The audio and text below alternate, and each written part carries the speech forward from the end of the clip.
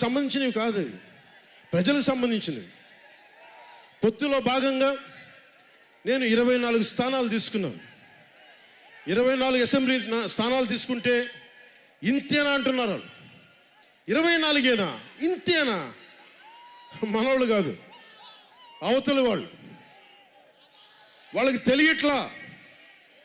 బలి చక్రవర్తి కూడా వామనుణ్ణి చూసి ఇంతేనా అన్నాడు.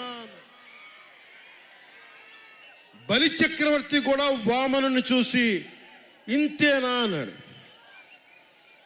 నెత్తి మీద కాలు పెట్టి బలి చక్రవర్తిని అధాపాతాళానికి తొక్కుతున్నప్పుడు తెలిసింది ఎంతో అని. ఇంతింతై వటుడింతై నభో వీధిపై నంతై తోయిద మండలాగ్రమునకంతై వామనవతారాన్ని చూపిస్తుంది జనసేన. జగన్ గుర్తుపెట్టుకో, అధాపాతాళానికి తొక్కకపోతే నా పేరు పవన్ కళ్యాణే కాదు, మా పార్టీ జనసేనే కాదు, మర్చిపోకో.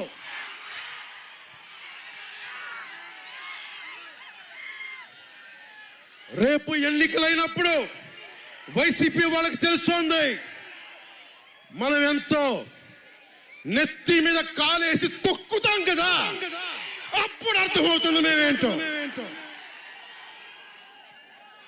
జగన్ జనసేన ఒక్క సీటు గెలిస్తేనే, జనసేన ఒక్క సీటు గెలిస్తేనే నేను రాజమండ్రి రోడ్ల పర్యవేక్షణకి వస్తానని అంటేనే రాత్రికి రాత్రి 10th క్లాస్ విద్యార్థిలాగా, 10th క్లాస్ చదువుకునే విద్యార్థిలాగా రాత్రికి రాత్రి రోడ్లు వేశారు. నైట్ అవుట్ చేసి మరి ఒక్క సీటుకే ఇదంతా. ఒక్క సీటుకే, ఒక్క సీటు గెలిస్తేనే రాత్రికి రాత్రి రోడ్లు వేసావు.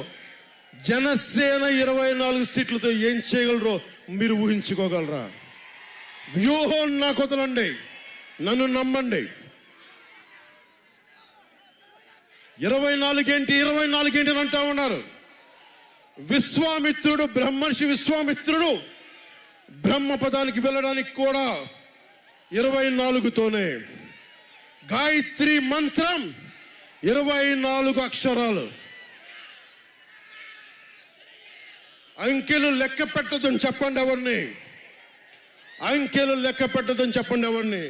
పవన్ కళ్యాణ్ వంక కూడా చూడలేరని చెప్పండి. జనసేన మీద కన్నెత్తి కూడా చూడలేరని చెప్పండి.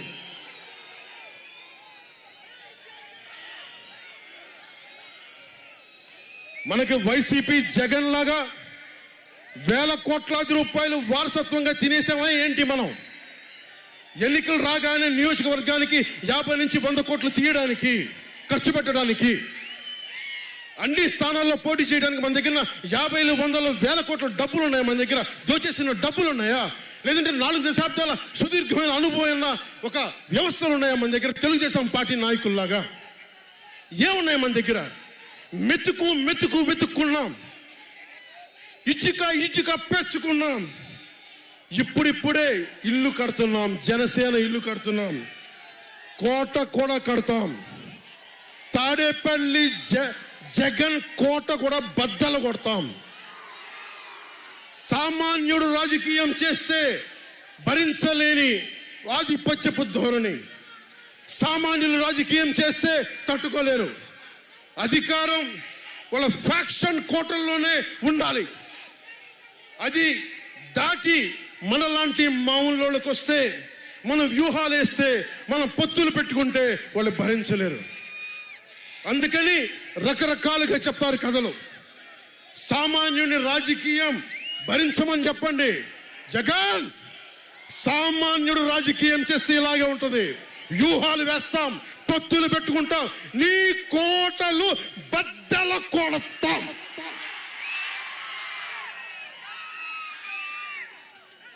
అలాగే నాకు కానీ జనసేన పార్టీకి కానీ సలహాలు సూచనలు అవసరం లేదు. సలహాలు సూచనలు ఇచ్చేవాళ్ళు అక్కర్లేదు. యుద్ధం చేసేవాళ్ళు కావాలి. కొత్త రక్తంతో, కుతకుతలాడే రక్తంతో, గుండెలు చరించుకునే యువ రక్తం కావాలి. దాష్టికాన్ని నిలబడే యువకులు కావాలి. కత్తులు పట్టుకునే వీర మహిళలు కావాలి.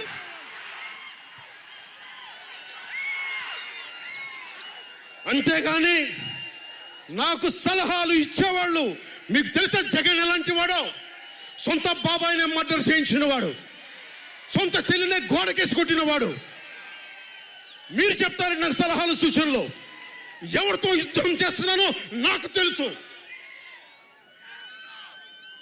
జగన్ లాంటి దాష్టీకుడు, దుర్మార్గుడు యుద్ధం చేస్తేనే తగ్గుతాడు, యుద్ధంతో కూలగొడితేనే కింద కూర్చుంటాడు. మర్చిపోకుండా నాకు సలహాలు సూచనలు ఇచ్చే వాళ్ళకి. అలాగే మనకు కూడా పోల్ మేనేజ్మెంట్ తెలుసా? ఆర్గనైజేషన్ బలం ఉందా? సంస్థాగతంగా పాతికిపోయిన తెలుగుదేశం పార్టీలతోటి మనం పోటీ పడగలమా?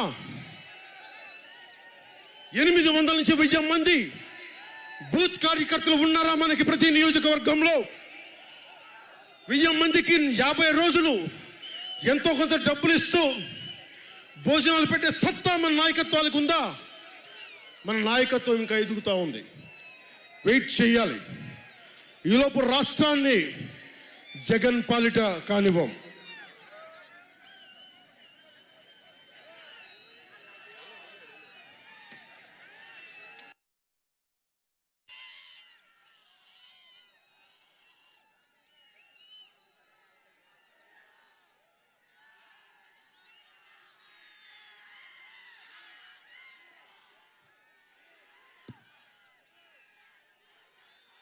జన సైనికులు సిద్ధంగా ఉన్నా, ప్రజలు మన వైపు ఉన్నా, ప్రతి ఒక్కరిని ఓట్లకు తీసుకొచ్చే నాయకత్వం ఇంకా సిద్ధంగా ఉందా జనసేన పార్టీకి? మనందరం ఆలోచించుకోవాలి. అందుకనే అన్ని అర్థం చేసుకునే 24 స్థానాలు 3 పార్లమెంట్లో సిద్ధపడ్డాం. ప్రజల నాడి వాడి తెలియకుండా నాయకత్వాన్ని నడిపించగలమా? దశాబ్దం కాలం పాటు పార్టీని నడిపించగలమా?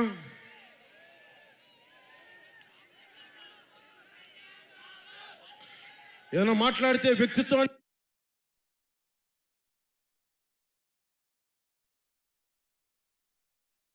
నెగ్గించడం కోసం తగ్గాను నేను. కొంతమంది మద్దతుదారులు అన్న పేరు మీద నా నిర్ణయాన్ని ప్రశ్నిస్తూ ఉన్నారు. జగన్ తన బాబాయిని మర్డర్ చేసిన ఆయన మద్దతుదారులు, ఆయనకు ఓట్లేసిన వాళ్ళు ఒక్క మాట అనరు, వెనకేసుకొస్తారు. హార్ట్ అటాక్ అని వెనకేసుకొస్తారు. ఓడిపోతున్నా కూడా గెలుస్తున్నామన్న ఒక నిలబడే సమూహం జగన్ పక్కన ఉన్నది. వేలాది కోట్లు, లక్షల కోట్ల ఆస్తులు ఉన్నా కానీ అక్రమంగా సంపాదించాడు అని అందరికీ తెలిసిన వెనకేసుకొచ్చే సమూహం వైఎస్ జగన్ సమూహం. ఇక్కడ నేను ఏమి చేయకపోయినా, ఏ మాటలు జగన్ నిలబెట్టుకోకపోయినా అద్భుతం, ఆహా ఓహో అనే సమూహం జగన్ వెనక ఉంది. దళితుడిని చంపి డోర్ డెలివరీ చేసినా కానీ వెనకేసుకొచ్చే సమూహం, ఫీజు రీయింబర్స్మెంట్లు ఆపేసినా కానీ వెనకేసుకొచ్చే సమూహం. 2019లో నేను 2019లో పరిమితమైన స్థానాల్లో పోటీ చేసి గెలిచుంటే మట్టుకు ఆ రోజున జనసేన ఈ రోజున రికగ్నైజ్డ్ పొలిటికల్ పార్టీ అయిపోయింది. నా వ్యూహాన్ని ఎవరు తప్పు పట్టకండి. ప్రజల్ని క్షేమాన్ని ఆకాంక్షించే వ్యూహం నాది. కానీ జగన్ ఏమో ఒకవైపు ఎవరు ప్రశ్నించరు, వాళ్ళ సమూహం. నా సమూహం నన్ను ఎందుకు ప్రశ్నిస్తున్నారు? మీరెందుకు ప్రశ్నిస్తున్నారు? జగన్ మర్డర్లు చేసిన, వారి అనుయాయులు మానభంగాలు చేసిన, దోపిడీలు చేసిన, దారుణాలు చేసిన అందరూ జగన్ వెనకేసుకొస్తారు. నేను నా డబ్బులు తిన్నానా? వేలాది కోట్లు సంపాదించానా? పదవులు అనుభవించానా? ఏమనుభవించాను నేను 10 సంవత్సరాల నుంచి? అవమానాలు, తిట్లు తప్ప ఏం తిన్నాను నేను? ఏం సంపాదించుకున్నాను? కష్టపడి డబ్బులు సంపాదించుకొని పార్టీలకే కదా పెట్టింది నేను. నన్ను ప్రశ్నిస్తారు మీరు నిజంగా మటుకు నా మద్దతుదారులు అయితే నన్ను ప్రశ్నించకండి. నా వెంట నిలబడి నాతో పాటు నడవండి, మా జన సైనికుల్లాగా, మా వీర మహిళల్లాగా. ప్రశ్నించకండి నన్ను. ఎవరికుంది ఓపిక? ఈ దేశం కోసం, సగటు మనిషి కోసం కన్నీళ్లు కార్చే శక్తి